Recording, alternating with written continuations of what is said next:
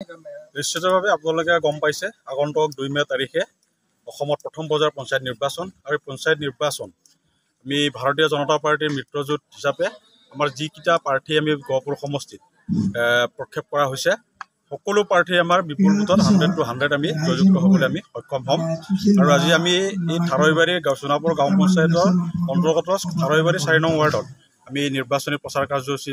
চলাব আহিলোঁ আৰু ইয়াতে আমি দেখিছোঁ ৰাইজৰ যি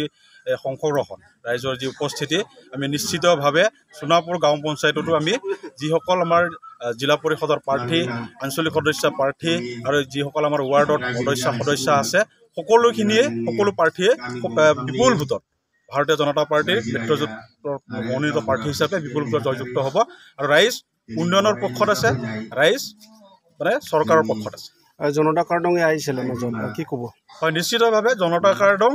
আজি ভাৰতীয় জনতা পাৰ্টিৰ এজন কাৰ্যকৰ্তা আছিলে এটা সময়ত তেখেতে পিকেট প্ৰত্যাশী আছিল পিকেটৰ পৰা বঞ্চিত হৈ তেখেতে আজি নিৰ্দলীয়ভাৱে কাপপেটৰ চিহ্ন লৈ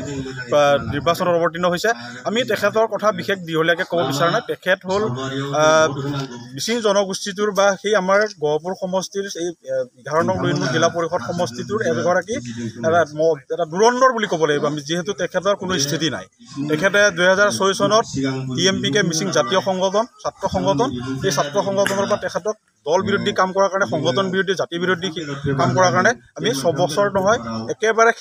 মানে সৰ্বকাললৈকে আমি বহিষ্কাৰ কৰিলোঁ আৰু মেম্বাৰ হিচাপে ৰঞ্জু বাইদেউ কিবা কৈছে কি ক'ব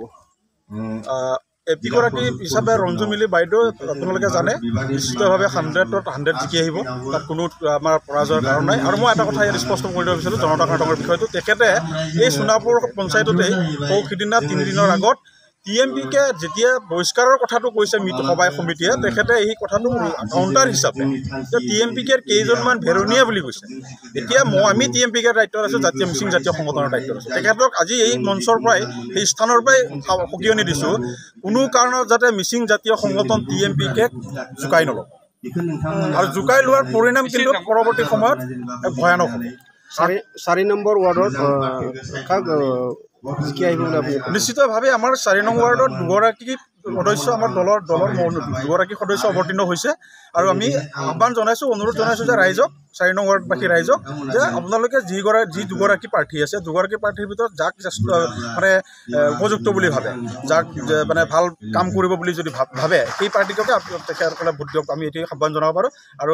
দুয়োগৰাকী যিহেতু আমাৰ প্ৰাৰ্থী যিকোনো এগৰাকীটো বিজয়টো নিশ্চিত বাকী অন্য দলৰ প্ৰাৰ্থী যদি দিছে তেখেতসকল বিজয় নহয় কিন্তু নিশ্চিত সোণাপুৰ পঞ্চায়তত 4 নম্বৰ ৱাৰ্ডটো চবতকৈ বেছি ভোটাৰ আছে কি ক'ব নিশ্চিতভাৱে সোণাপুৰ পঞ্চায়তত সেইকাৰণে ইয়াতে চবে সোণাপুৰ ৱাৰ্ডৰ সেই 4 নং ৱাৰ্ডটোত সেইকাৰণে ইয়াত মানুহে খুব ইয়াতে সোমাই পৰিছে কাৰণ সেই ৱাৰ্ডটো সোণাপুৰ গাঁও পঞ্চায়তৰ আটাইতকৈ ডাঙৰ ৱাৰ্ড 1367টা ভোট আছে 1367টা ভোট গতিকে ইয়াত আৰু প্ৰাৰ্থীসকলো খুব উপযুক্ত প্ৰাৰ্থী সকলো প্ৰাৰ্থী গতিকে ইয়াত নিশ্চিতভাৱে ৰাজনৈতিক বতাহটো অলপ বেছিকৈ বলিব ইয়াৰ জৰিয়তে আপোনালোকক ধন্যবাদ জনাইছোঁ পঞ্চায়ত নিৰ্বাচন সমাগত আমি মিত্ৰজোঁটৰ পাৰ্টিৰ কাৰণে ইয়াত নিৰ্বাচনী প্ৰচাৰ কৰিব আহিছোঁ ইয়াতে এটা বিষয় উত্থাপন হৈছে আমাৰ এই অঞ্চলৰ এজন ব্যক্তি আছিলে জনতা কাৰ্ডং তেখেত ভাৰতীয় জনতা পাৰ্টিৰ টিকেট বিচাৰি আছিলে টিকেট নোপোৱাত তেখেতে জনতা পাৰ্টিক বিভিন্ন দিশত বিভিন্ন ধৰণে সমালোচনা কৰিব বিচাৰিছে কিন্তু কোনো কাৰণতে গ্ৰহণযোগ্য নহয় তেখেত যদি টিকেট নোপোৱাহেঁতেন ভাৰতীয় জনতা পাৰ্টি ভাল যদি টিকেট মানে বেয়া বুলি কৈছে এই মন্তব্যৰ পৰাই তেখেতক বুজা যায় যে তেখেত কিমান কৰ্মদক্ষ ব্যক্তি হ'ব পাৰে তেখেতে বিভিন্ন ধৰণৰ মুখখন আছে কথা কৈ আছে কিন্তু বিশেষভাৱে কালি টিঙৰ শব্দ বেছি আমাৰ মিচিং জাতীয় সংগঠনৰ দাদা এজনে এমজিত পাৰ্টি ডাঙৰীয়াই কৈছে তেখেতক 2006 চনতে মিচিং জাতীয় সংগঠনৰ পৰা বহিষ্কাৰ কৰা হৈছে তেখেত এই অঞ্চলৰে আমাৰ লহিতপুৰ গাঁও পঞ্চায়তত নিৰ্দলীয় হিচাপে প্ৰগতিশীল গণ পৰিষদত পঞ্চায়ত প্ৰেচিডেণ্ট হিচাপে অৱতীৰ্ণ হৈছিল তাতো শূন্য তেখেতে তাতে শূন্য জনতা কাৰ্ডৰ কেতিয়াও পেক্টৰ হ'ব নোৱাৰে জনতা কাৰ্ডৰ জাতীয় সংগঠনৰ কোনো লাইনতেই নাই ৰাইজে যদি ভাল সিদ্ধান্ত গ্ৰহণ কৰে তাৰ বিপৰীত কৰা তেখেতৰ মুখৰ পৰাই কিছুমান প্ৰাইচটো গম পাওঁ বিভিন্ন ধৰণে মানে ভুগি থাকে তেখেতৰ লগত কোনো মানুহ নাই মিছা কথা মাতি আছে দুই একজন মানুহ আছে য'ত জাতিটোক একতাৰ পৰা অঞ্চল উন্নয়নৰ পৰা বঞ্চিত হওক বুলি যিসকলে ভাবে তেওঁলোকে হয়তো ক'ব পাৰে কিন্তু জাতীয় সংগঠন বা আমাৰ মিচিং ৰাইজ বা সমগ্ৰ আমাৰ 11 নং লখিমপুৰ জিলা পৰিষদৰ সমষ্টিবাসী ৰাইজে উন্নয়নৰ পক্ষত আছে উন্নয়নৰ বিৰুদ্ধে যিসকল ব্যক্তি ইয়াত প্ৰচাৰ কৰিব অহাটো ভুল হৈছে ৰাইজৰ দৃষ্টিগোচৰ হৈছে কাম হৈছে নে হোৱা নাই যথেষ্টখিনি কাম হৈছে আমাৰ বানপীড়িত অঞ্চল এলেকাত যিটো বান গৰাখহনীয়া বৰ্তমান চৰকাৰখনে কাম কৰি আছে ৰাইজৰ খহনীয়া নিৰাপত্তাৰ স্বাৰ্থত আছে আমাৰ স্বাস্থ্য সমস্যা আছে এইখিনি সম্পূৰ্ণভাৱে কৰি তেখেতে কৈছে যে আমাৰ অঞ্চলত একোৱেই কাম কৰা নাই জিলা পৰিষদৰ কাম কৰা নাই আমাৰ চহৰ অঞ্চলত বহুতো হাইলেণ্ড প্লেটফৰ্ম বনোৱা হৈছে দলং বনোৱা হৈছে ব্ৰিজ বনোৱা হৈছে তেখেতে সম্পূৰ্ণ মিছা কথা কৈ আছে যে এইখন চৰকাৰে শূন্য অসহনশীল নীতিৰে ৰাইজক সেৱা কৰি আছে ইয়াত কোনো দুৰ্নীতি নহয় জিলা পৰিষদৰ পাণ লক্ষ্যনাথ মিলিৰ পাণ সম্পূৰ্ণকৈ শুদ্ধভাৱে কৰা সেইকাৰণেই পুনৰবাৰ তেখেতক দলে টিকেট প্ৰদান কৰিছে হয় যদি তেখেতে যদি দলৰ যদি শুদ্ধকৈ যদি কাম কৰা নহয় তেতিয়াহ'লে টিকেট নিদিলেহেঁতেন য'ত নেকি দুৰ্নীতি শূন্য অসহনশীল নীতি গ্ৰহণ কৰা মাননীয় হিমন্ত বিশ্ব শৰ্মা নেতৃত্বাধীন চৰকাৰখনে কেতিয়াও টিকেট নিদিলেহেঁতেন ভাল কাম কৰাৰ কাৰণে পুনৰ টিকেট প্ৰদান কৰিছে সোণাপুৰ পঞ্চায়তৰ 4 নম্বৰ ৱাৰ্ডত চবতকৈ ভোটাৰ দিছে ইয়াত ভাল ভোট দিব কাৰণে কিবা এটা চিন্তা কৰিছে নে পাৰ্টিৰ পৰা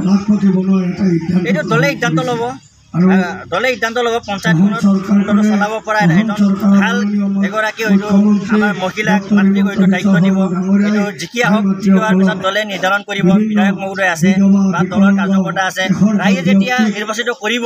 সদস্যসকলে নিজা নিজা চিন্তা কৰিব কোনগৰাকী ব্যক্তিক বা কোনগৰাকী মাতৃক আমি সভাপতি পদত ৰাখিব পৰা যায় হয়তো নিৰ্বাচিত প্ৰাৰ্থীসকলে ঠিক কৰিব কেইদিনমান আগত জনতা কাৰ্য্য আহি কিনি ইয়াত কিবা কিবি কৈ গৈছে ইয়াৰ বিষয়ে কি ক'ব বিচাৰে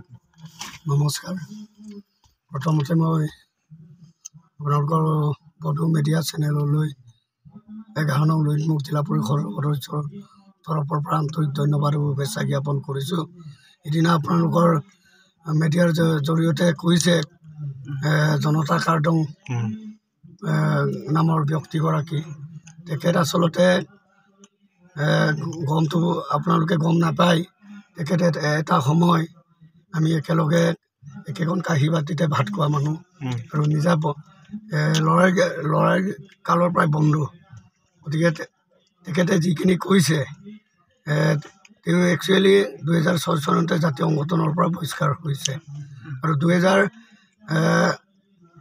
এইবাৰ আকৌ আহিল তেওঁ অসম গণ পৰিষদতো আছিলে অসম গণ পৰিষদ দলতো স্থায়ীভাৱে থাকিব নোৱাৰিলে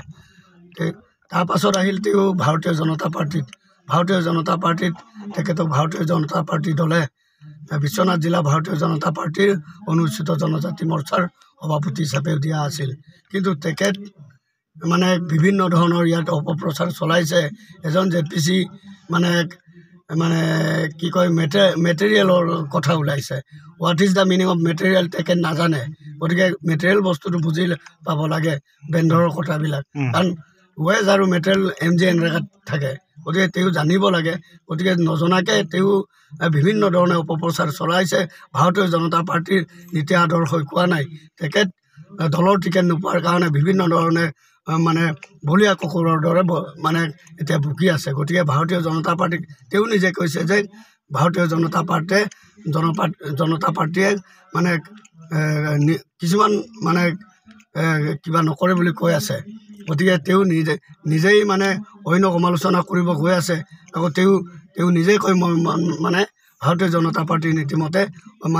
সমালোচনা নকৰিব এজন বিধায়কক কৰিছে ভাৰতীয় জনতা পাৰ্টিত তেনেকুৱা এটা নীতি নাই কাৰণ ভাৰতীয় জনতা পাৰ্টিত একোনেই দলীয় টিকেট ভাৰতীয় জনতা পাৰ্টিৰ পদুমপুৰ গতিকে তেখেত দলীয় চিম্বল নাপায় আজিৰ তাৰিখত তেওঁ নিৰ্দলীয় হিচাপে ওলাই গৈছে এইটো হ'ল ভাৰতীয় জনতা পাৰ্টিৰ দলৰ নীতি আদৰ্শত নপৰে এতিয়াও সময় আছে তেওঁ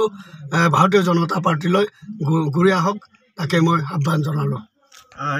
ইয়াৰ বিষয়ে আৰু কৈছে যে সেই TMPকে এইটো পাৰ্টিৰ পৰা ওলোৱা নাই নিজে মোৰ ইচ্ছা হৈ কিনি ওলাইছে বুলি কৈছে ইয়াক এক্সপেল কৰা নাই বুলি কৈছে ইয়াৰ বিষয়ে কি ক'ব এইটোতো জাতীয় সংগঠনে ক'ব তাকে মই জাতীয় সংগঠনে কোৱাৰ কাৰণে কৈ আছোঁ আৰু 2024 চনতে এইটোতো আমি জানো মই নিজেও তেতিয়া জাতীয় সংগঠনত জড়িত আছিলোঁ লখিমপুৰ আঞ্চলিকৰ সম্পাদক হিচাপে গতিকে তেখেতক জাতীয় সংগঠনৰ দলীয় সংগঠনৰ নীতি আদৰ্শক ভাইলেট কৰাৰ কাৰণে তেওঁক সংগঠনৰ পৰা জাতীয় সংগঠনে বহিষ্কৃত কৰা হৈছে। ইয়াত আপোনাৰ সোণাপুৰ পঞ্চায়তৰ 4 নং ৱাৰ্ডত বেছিকৈ ভোটাৰ্ছ আছে, ইয়াত কি ক'ব বিচাৰে আপুনি? তাকে মইতো বিশেষ নতুনকৈ ইয়াত লুইনমুখ জিলা পৰিষদত অন্তৰ্ভুক্ত হৈছে সোণাপুৰ গাঁও পঞ্চায়ত, গতিকে অতিকে মই আনন্দিত, কাৰণ যিয়ে আজিৰ উপস্থিতিয়ে দেখুৱাইছে মই ঘৰে ঘৰে চুবুৰে আশীৰ্বাদ বিচাৰি আহিছোঁ, গতিকে ইমান ৰাইজৰ অশাৰী পাইছোঁ, আশীৰ্বাদ প্ৰদান কৰিছে, অন্তৰৰ পৰা তেখেতলোকলৈ আন্তৰিক ধন্যবাদ জ্ঞাপন কৰিছোঁ।